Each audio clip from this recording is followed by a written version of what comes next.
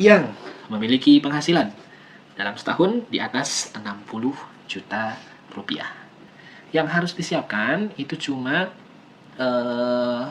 login di DJP online ya, sama bukti potong pajak.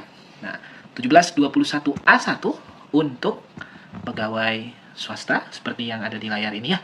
Jika sudah disiapkan, silakan dulur-dulur ke DJP online. Dan kalau misalkan dulur-dulur baru login pertama kali ya dan belum memiliki kata sandi, silahkan dulur-dulur klik daftar di sini ya. Pengguna baru daftar di sini, silahkan klik daftar di sini terlebih dahulu untuk registrasi terlebih dahulu. Atau kalau misalkan dulur-dulur sudah pernah registrasi ini tapi lupa kata sandi, silahkan klik lupa kata sandi terlebih dahulu. Untuk pengguna baru ataupun lupa kata sandi, kalau mau diurus ya, siapkan e-fin terlebih dahulu. Nah, jika sudah menggunakan mempunyai login, silahkan masukkan nick atau NPWP, kata sandi dan kode keamanan, kemudian klik login. Nah, setelah klik login, dulur-dulur akan diarahkan ke menu informasi seperti yang tertampil di layar. Untuk laporan silahkan klik lapor. Setelah klik lapor, silahkan sedikit scroll ke bawah, kemudian klik e-filing. Nah, di daftar SPT ini akan muncul riwayat laporan dulur-dulur tahun-tahun sebelumnya yang dilaporkan melalui DJP online ya. Dan untuk pembuatan laporan baru, silahkan klik buat SPT. Yang pertama ada pertanyaan yang harus dijawab. Nah, seperti yang kriteria yang dijelaskan di awal, berarti karena tadi ini bukan usahawan ya, tadi kan pegawai semua ya yang saya sebutkan. Jawabannya berarti tidak. Kemudian, apakah Anda seorang suami atau istri yang menjalankan kewajiban perpajakan terpisah? Nah, jika sudah menikah dan tidak ada kewajiban terpisah, silakan klik tidak, atau belum punya tanggungan juga, belum menikah dan belum punya tanggungan juga silakan klik tidak. Oke. Nah, terpisah ini kalau ada perjanjian ya, menghendaki perpajakan terpisah, MT atau pisah harta. Nah, kalau tidak, klik tidak saja. Apakah penghasilan bruto yang Anda peroleh selama setahun kurang dari 60? Nah, ini dijawab tidak ya. Karena tadi kan penghasilannya di atas 60. Nah, ini bisa dilihat di sini. Di A1 itu ada di kolom nomor 8, jumlah penghasilan bruto nih di sini. Kalau di atas 60 bisa ikuti tutorial ini. Kalau di bawah silahkan ikuti video yang dari kami juga ada ya. Nah, tapi kalau yang di atas bisa lanjut ikuti tutorial ini. Berarti jawabannya tadi yang ini tidak, lanjut. Anda dapat menggunakan formulir 1770S. Pilihlah form yang akan digunakan. Nah, silahkan pilih dengan bentuk formulir atau panduan. Nah, kita coba dengan panduan ya. Kemudian akan muncul menu SPT 1770S dengan panduan. Kita klik. Nah, setelah diklik, silahkan pilih tahun pajaknya yang mau dilaporkan. Tahun 2023. Nah, status SPT-nya, jika baru lapor pertama kali, silahkan klik normal, pembetulan ke-nya 0. Nah, kalau yang normal sudah dilaporkan, kemudian ada yang diperbaharui lagi, nah silahkan klik pembetulan. Nah, ini karena baru pertama kali, klik normal dan pembetulan ke 0. Kemudian klik selanjutnya.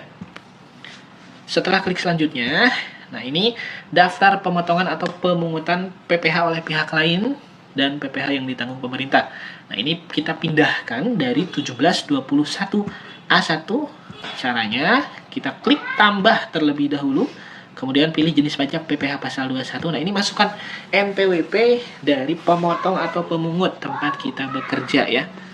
Silahkan masukkan nama instansinya, NPWP instansinya ya, atau NPWP perusahaannya. Nah, di sini bisa dilihat untuk yang 1721A1 ada di sini nih NPWP pemotong ya, dipindahkan ke tadi ya. Oke, nah setelah dimasukkan NPWP pemberi kerja tadi ya di sini, misal ya. Oke, nanti akan muncul otomatis nama perusahaan tempat kita bekerja, kemudian masukkan nomor bukti potong. Nah, nomor bukti potong ini ada di paling atas ini ya. 11 bla bla bla bla bla. Oke, kita kasih contoh 110001 disesuaikan ya nomornya. Kemudian tanggal juga ada di bukti potong ya. Silakan scroll ke bawah nih, ada tanggal. Ini kalau yang A1. Misalkan di sini tanggalnya 1 Januari 2024. Nah, masukkan jumlah PPh yang dipotong atau dipungut. Ini juga dari bukti potong. Nah, PPh yang dipotong atau dipungut di sini ya, di kolom nomor 20 yang telah dipotong atau dilunasi. Untuk yang A1 silahkan dimasukkan PPh yang telah dipotong atau dilunasi. Misal PPh yang telah dipotong atau dilunasi adalah 1.750.000 ya. Kemudian klik simpan. Nah, kalau sudah diklik simpan nanti akan muncul di tabel berikut ini ya. Nah, jika sudah silahkan klik selanjutnya. Nah, setelah input bukti potong, kita diminta untuk memasukkan penghasilan neto dalam negeri sehubungan dengan pekerjaan. Nah, ini dari mana? Dari bukti potong juga. Nah, kalau yang A1, silakan cek.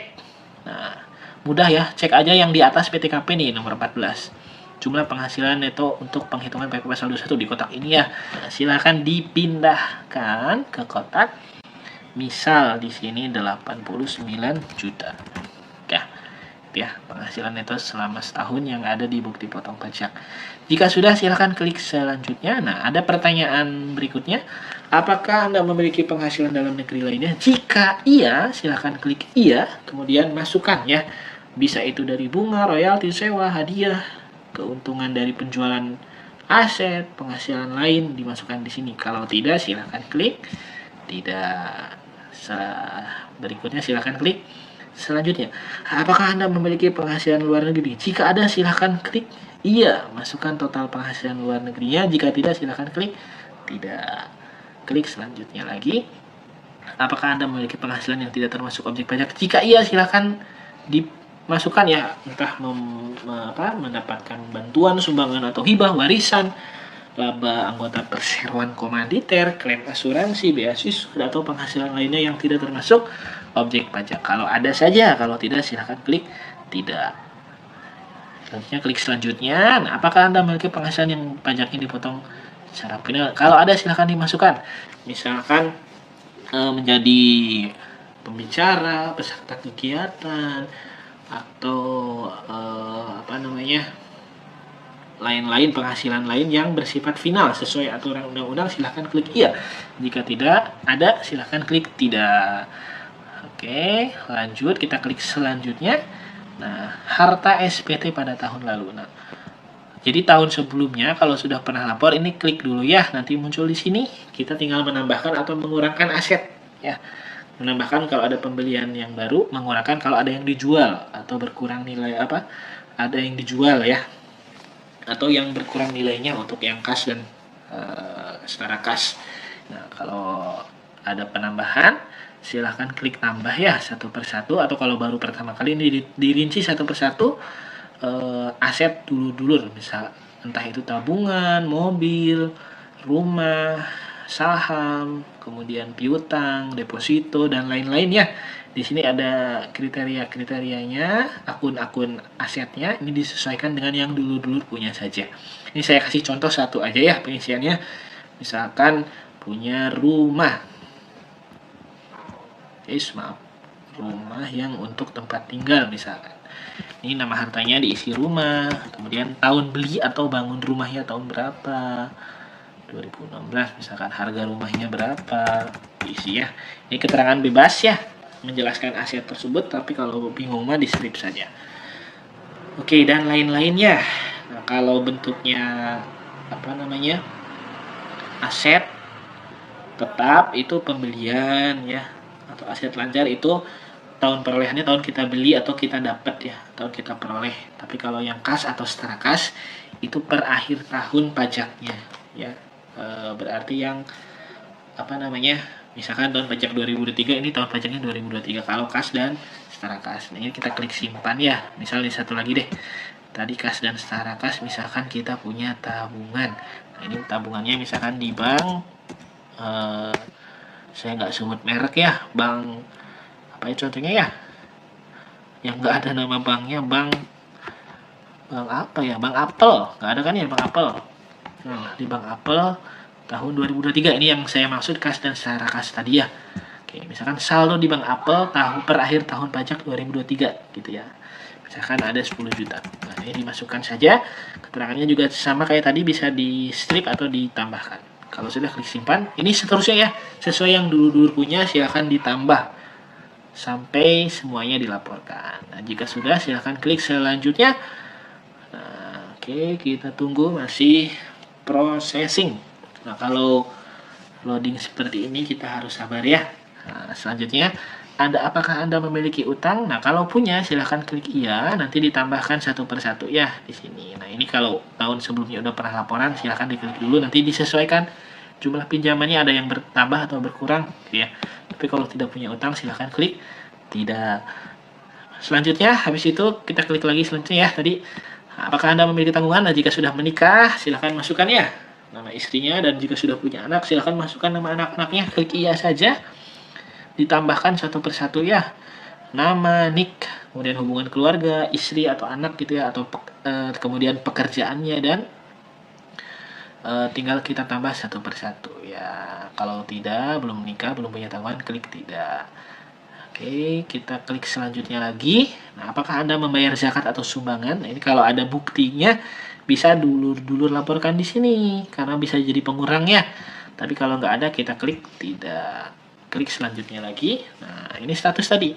Kalau sudah menikah, klik kawin. Ini tanggungan jumlah anak ya. Istrinya tidak dihitung. Nah, misal kawin, anaknya berapa, maksimalnya 3. Tapi kalau belum punya tanggungan, belum menikah, belum punya anak, silahkan klik tidak kawin, nanti di sini TK 0. Setelah itu kita klik selanjutnya lagi. Anda memiliki pengembalian atau pengurangan PP pasal 24 dari penghasilan luar negeri. Ini kalau kita tadi punya penghasilan dari luar negeri. Kalau ada ya pasti ada pajak luar negerinya ya. Tapi kalau tidak, kita klik tidak. Oke, kita klik selanjutnya lagi. Nah, ini angsuran. Ini kalau ada angsuran, tapi kalau karyawan pegawai biasanya nggak ada ya. Langsung aja klik selanjutnya, pasal 25 tadi ya. Nah, ini muncul nih penghitungan PPh-nya. Nah, di sini jumlah yang dipotong oleh pihak lain atau tadi yang tempat kita bekerja segini, PPh terutangnya juga segini sama. Jadi nihil, tidak ada yang terutang karena sudah dibayarkan oleh perusahaan tempat kita bekerja, oleh instansi tempat kita bekerja. Selanjutnya klik selanjutnya atau berikutnya. Proses kurang atau lebih bayar ini tinggal di next aja. Selanjutnya lagi. Nah, terakhir, dengan menyadari sepenuhnya, pastikan ini sudah benar, lengkap, dan jelas. Jika sudah, klik setuju dan klik selanjutnya lagi. Oke, kita tunggu. Setelah klik selanjutnya, ini tinggal proses terakhir ya, pengiriman SPT. Kita klik ambil kode verifikasi yang ada tulisan di sini, kemudian pilih email atau nomor HP untuk menerima kode verifikasi. Nah, khusus untuk nomor HP harus ada pulsanya ya, minimal Rp500 karena akan ada nyedot tiap SMS-nya Rp500. Tapi kalau mau gratis mah ke email aja ya, klik email kemudian klik OK. Nah, nanti akan ada kode verifikasi yang terkirim secara otomatis ke email jika sudah ada notifikasi sukses ya. Klik iya, kemudian cek email, nanti akan ada kode verifikasi seperti ini dan silahkan dikopas ya kodenya, kemudian balik lagi ke SPT-nya, masukkan ke kotak. Setelah itu silahkan klik kirim di sini ya. Nanti akan muncul notifikasi sukses dan klik iya. Nanti bukti potongnya akan terkirim secara otomatis di email ya. Bentuknya seperti ini. Bukti kalau kita sudah lapor SPT tahunan. Mudah bukan? Itu saja, mudah-mudahan bermanfaat. Terima kasih. Assalamualaikum warahmatullahi wabarakatuh.